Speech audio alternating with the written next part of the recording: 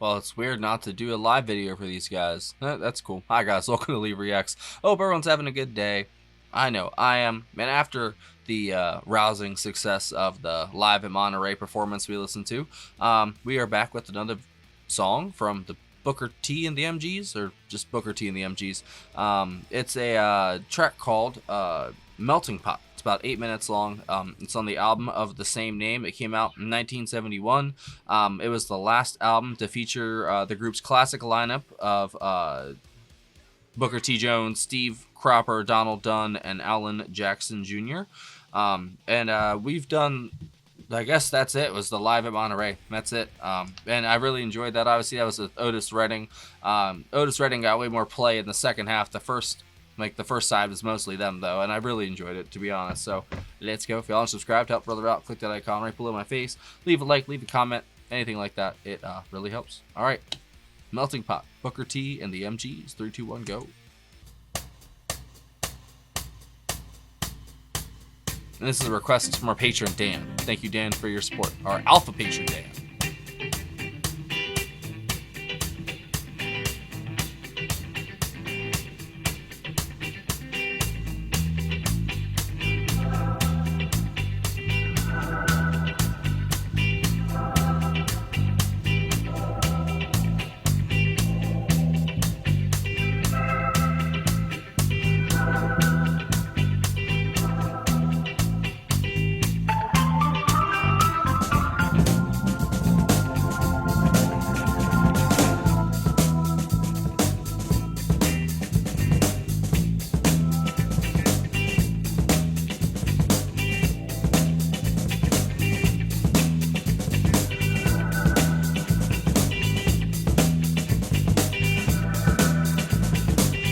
That is a groove, bro.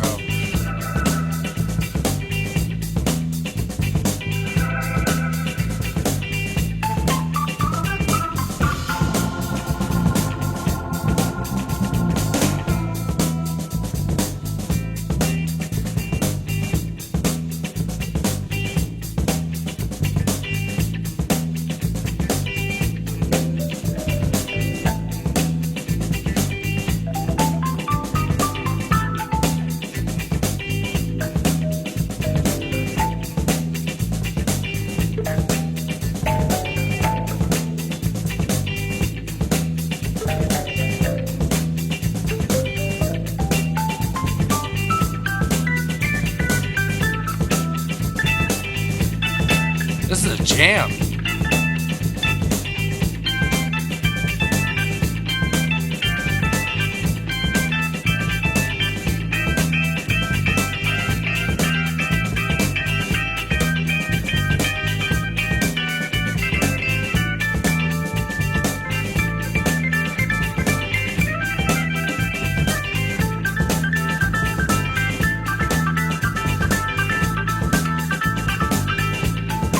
Ooh, a bass. Come on.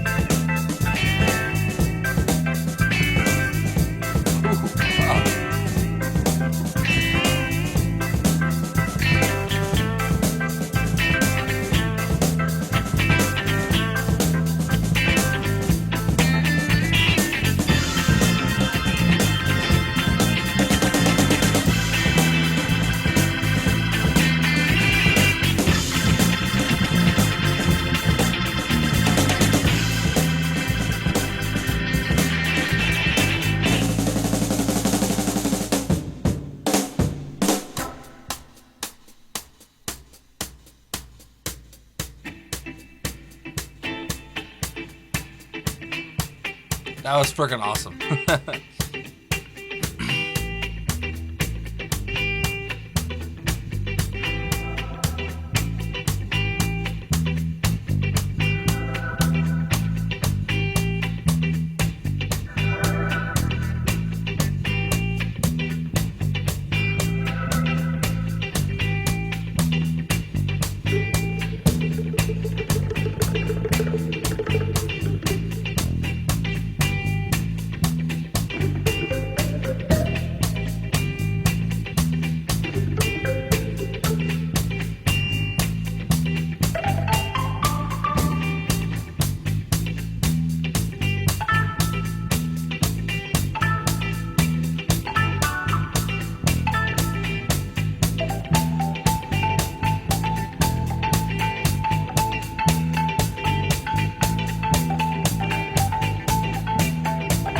Get lost in this, man. It's a solid jam, dude.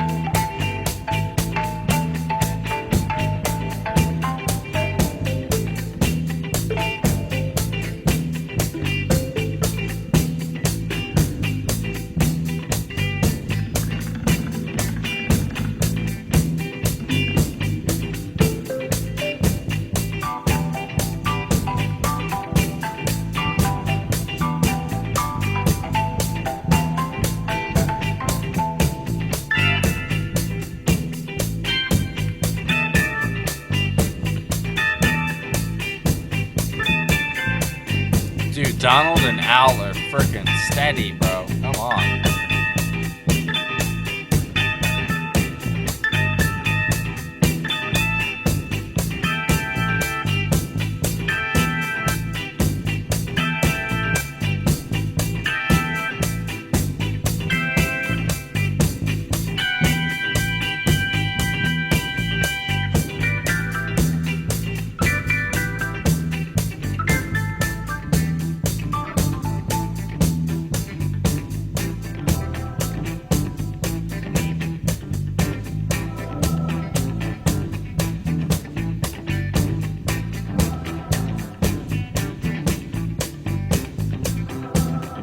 This is the first song on the album, too.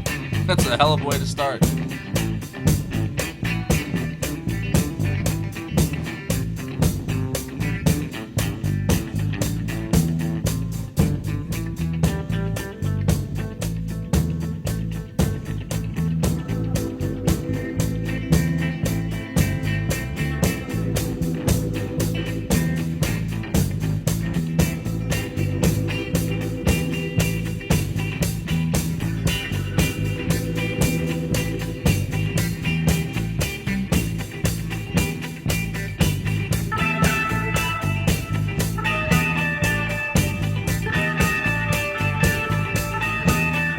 Booker T is so good, bro.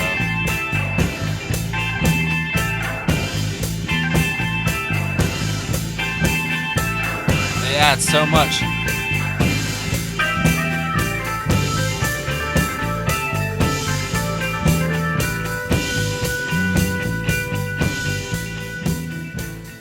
Damn, that's it.